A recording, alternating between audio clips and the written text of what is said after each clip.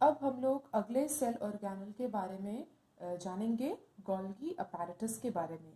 Golgi apparatus को plant cell के अंदर जब हम स्टडी करते हैं तो इसको हम गोल्गी बॉडी भी बोलते हैं, और ये वेसिकल्स के फॉर्म में स्कैटर्ड होता है इनसाइड द साइटोप्लाज्म, तो उनको हम गोल्गी वेसिकल्स भी कहते हैं।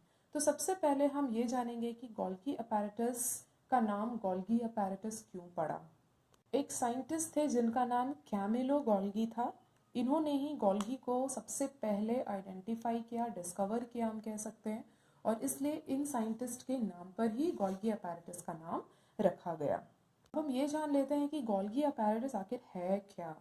तो जैसे हमने एंडोप्लाज्मिक रेटिकुलम के बारे में पढ़ा था कि वो एक नेटवर्क है ट्यूब्यूल का, उसी तरह से गोल्गी अपैरेटस भी है। Similar to endoplasmic reticulum, Golgi apparatus भी network of membrane bound vesicles है। वेसिकल्स है, मेम्ब्रेन बाउंड वेसिकल्स, और ये किस तरह से अरेंज्ड होता है, ये पैरेलली अरेंज्ड होता है, एक दूसरे के ऊपर स्टैक किया जाता है, और इसलिए हम इसको कहते हैं सिस्टर्ने। जैसे एंडोप्लाज्मिक रेटिकुलम में हमने इस टर्म को पढ़ा था सिस्टर्ने, गोल्गी अपैरेटस में बेसिकली जो stack over membrane bound vesicles है, इसी को हम कहेंगे सिस्टर्ने। ये गोल्गी अपैरेटस कहाँ लोकेटेड होते हैं? गोल्गी अपैरेटस बेसिकली लोकेटेड होते हैं न्यूक्लियस के आसपास में in case of animal cell, और गोल्गी अपैरेटस उस तरह के सेल्स में ज़्यादा देखे जा सकते हैं जो कि एक्टिवली इन्वॉल्व होते हैं सिक्रीशन ऑफ केमिकल प्रोडक्ट्स में। जब हम प्लांट सेल की बात करते हैं तो गोल्गी अपैरेटस, जिसको हम गोल्गी बॉडी या गोल्गी वेसिकल्स कह रहे हैं, ये फ्रीली डिस्ट्रीब्यूटेड होते हैं प्लांट सेल्स में, और प्लांट सेल्स में इसका एक और नाम भी है डिक्टायोजोम्स। हम कुछ एक्सेप्शंस के बारे में जान लेते हैं जिनमें गोल्गी अपैरेटस नहीं मिलेगा।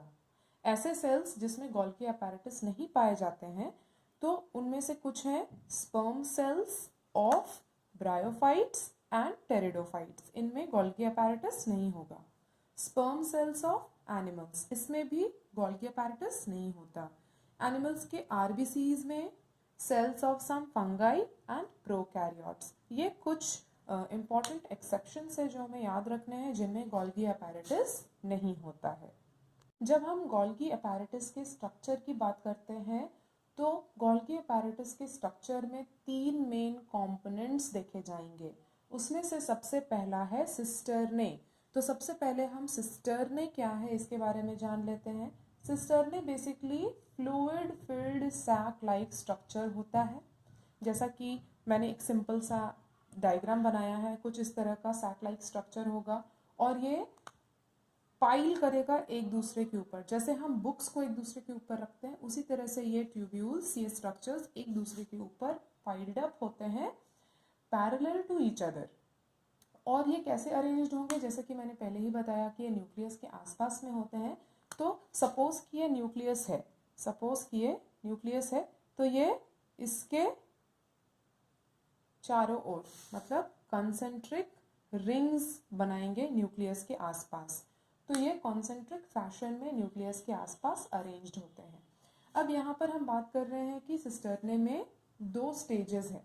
पहला जिसको हम सिस फेस कहते हैं, और दूसरा जिसको हम ट्रांस फेस कहते हैं। तो अब ये सिस फेस क्या है और ट्रांस फेस क्या है?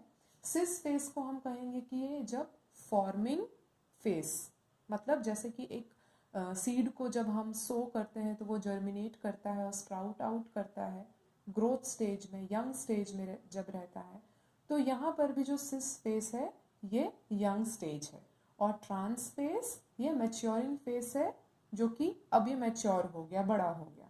तो कैसे पहचानेंगे कि गोल्गी अपैरेटस में कौन सा सिस फेस है और कौन सा ट्रांस फेस है? तो वो स्ट्रक्चर जो न्यूक्लियस के तरफ होगा इसको हम कहेंगे सिस फेस, और जो ऑपोजिट साइड में होगा उसको हम कहेंगे ट्रांस फेस। तो ये हो गया हमारा सिस फेस और ये हो गया हमारा ट्रांस फेस। दूसरा मेन कंपोनेंट है ट्यूब्यूल्स। अब जैसा कि अगर हम गोल्गी अपैरेटस को स्टडी करेंगे तो वो ट्यूब्यूलर स्ट्रक्चर का होता है जो कि एक दूसरे के ऊपर पाइल्ड अप होता है। तो यह network of tube like structure है arising from the peripheral area of cisternae. तो सिस्टर्ने का जो पेरिफेरल एरिया है ये क्या बना रहा है, ट्यूब लाइक स्ट्रक्चर क्रिएट कर रहा है। तो ये हो गया इसका सेकंड मेन कंपोनेंट। और जो लास्ट कंपोनेंट है गोल्गी अपैरेटस का वो है वेसिकल्स। तो ये हो गया हमारा वेसिकल्स, जो कि स्मॉल कंटेनर्स की तरह होता है, membrane bound containers, and some appear as dense granules in cytoplasm. तो जब हम बेसिकली प्लांट सेल को स्टडी करेंगे तो उसमें गोल्गी अपैरेटस के अलावा हम इन वेसिकल्स को देखेंगे जो कि साइटोप्लाज्म में फ्रीली डिस्ट्रीब्यूटेड होंगे। अब हम लोग गोल्गी अपैरेटस के सिग्निफिकेंस की बात कर लेते हैं। तो यहाँ पर हम गोल्गी अपैरेटस को एक कुरियर हाउस समझ लेते हैं, जहाँ पे सामान आता है, पैकेजिंग होती है और डिस्पैच होता है सामान। तो जो भी मटेरियल मैन्युफैक्चर होता है एंडोप्लाज्मिक रेटिकुलम में, वो डिस्पैच होता है to various parts of the cell और in different parts of the body, inside हो या आउटसाइड ऑफ द सेल हो। ये कौन करता है काम, गोल्गी अपैरेटस करता है।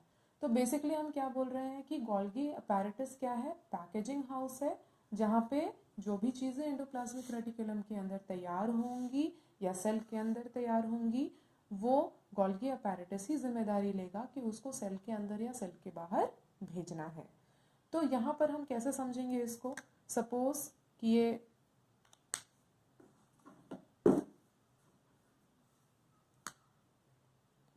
एंडोप्लाज्मिक रेटिकुलम है, इसमें क्या होगा, सबसे पहले सिस फेस में जाएगा जो मटेरियल पैकेज होना है।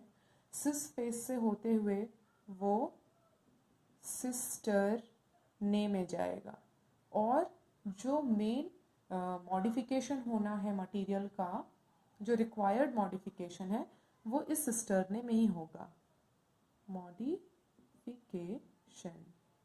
तो सिस्टर्ने में मॉडिफिकेशन हो गया जो मटेरियल है जिसको ट्रांसपोर्ट करना है, फिर वो कहाँ जाएगा, ट्रांसफेस में चला गया, और उसके बाद फिर वो बाहर चला जाएगा, आउटसाइड।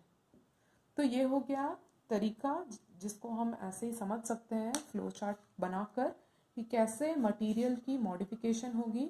और फिर गोल्गी अपैरेटस, क्योंकि एंडोप्लाज्मिक रेटिकुलम और गोल्गी अपैरेटस साथ में काम करता है। तो जैसे हमने एंडोप्लाज्मिक रेटिकुलम में rough endoplasmic reticulum, smooth endoplasmic reticulum पढ़ा, तो यहाँ पर हम क्या देख रहे हैं कि rough endoplasmic reticulum smooth endoplasmic reticulum से जुड़ा हुआ है, और smooth endoplasmic reticulum Golgi apparatus से जुड़ा हुआ है। तो जो भी चीज़ें मैन्युफैक्चर हो रही है एंडोप्लाज्मिक रेटिकुलम के अंदर, उसको अगर मॉडिफिकेशन होना है तो वो मॉडिफाई होगा, और फिर वो सीधा भेज दिया जाएगा गोल्गी अपैरेटस के पास कि आप इसको जिस जगह पे ज़रूरत है उस जगह पे उसको भेज दीजिए। फिर जो हमारा गोल्गी अपैरेटस है वो स्टोरेज का भी काम करता है। स्टोर क्या करेगा, जो भी सेल्यूलर सिक्रीशंस हैं वो उसको स्टोर करेगा, चाहे वो एंजाइम हो, प्रोटीन हो, सेल्यूलोज हो, जो भी हो। और लास्टली ये साइट है सिंथेसिस ऑफ लाइसोसोम का।